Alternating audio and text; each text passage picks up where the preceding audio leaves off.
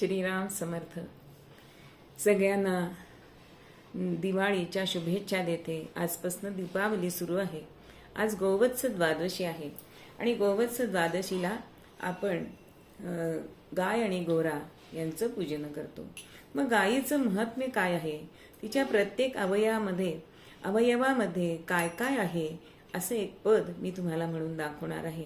आवडलं तर जरूर लाईक करा, शेअर करा, आपल्या सुहृदांना पाठवा, सबस्क्राईब करा.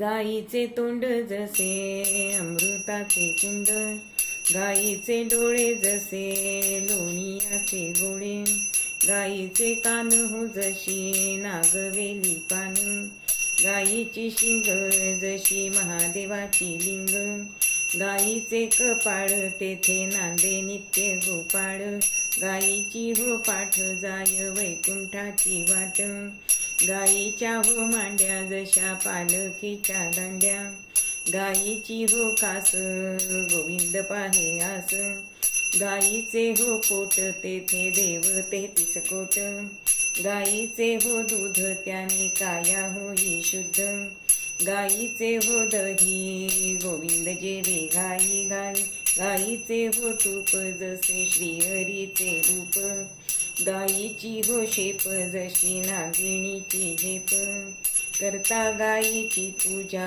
आवडे अधोक्षजा, पूजता गोमाता मिळती मोक्षाच्या वाटा, घाला गायीची धान्य काही न पडे न्यून, धरते मी गायीचे खूर तिला नमस्कार वारंवार, तिला नमस्कार वारंवार.